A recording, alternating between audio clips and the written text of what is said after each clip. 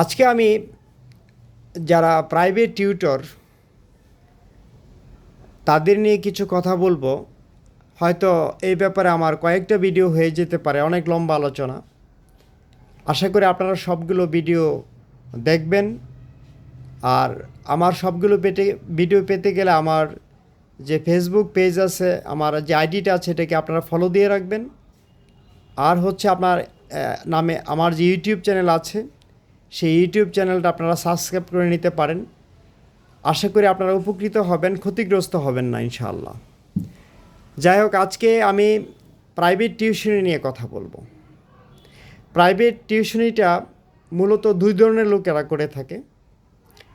একটা হচ্ছে শিক্ষকতা পেশায় যারা নিয়োজিত আছেন, শিক্ষক মণ্ডলী, তারা করে থাকেন।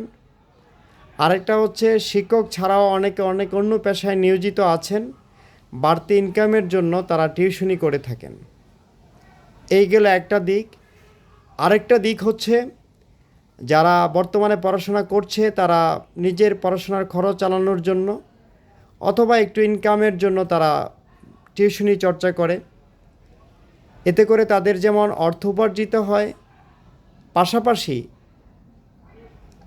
পড়াশোনা শেষ করে তাদের কেরিয়ার গঠনে, কেরিয়ার বিল্ড আপের ক্ষেত্রে এই যে টিউশনি করার মধ্য দিয়ে যে অর্জিত জ্ঞান, সেটা অনেকাংশে তাদের উপকারে আসে। আবার অনেকে পড়াশোনা শেষ করে বেকার অবস্থায় আছে, তারা তাদের নিজেদের খরচ পরিচালনার জন্য, এমনকি অনেক ক্ষেত্রে পরিবারের খরচ পরিচালনার জন্য তারা টিউশনির পেশায় লিপ্ত হয়ে থাকে। আবার অনেকের কোনো আর্থিক সমস্যা নেই, তার অনেক উচ্চাবিলাসী, অনেক টাকার মালিক হতে চায়, তারাও টিউশনি করছে, বিভিন্ন কোচিং সেন্টারের সাথে যুক্ত হচ্ছে, কোচিং সেন্টার দিচ্ছে।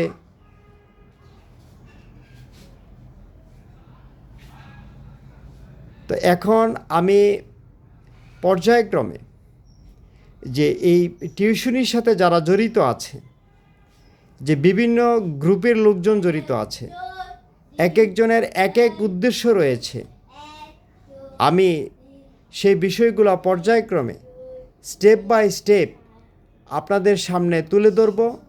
আপনারা আমার সকল ভিডিওগুলো দেখবেন, আশা করি উপকৃত হবেন এবং আমার যে গবেষণা, আমার যে পর্যবেক্ষণ, সেটা ফলপ্রসূ হবে ইনশাআল্লাহ।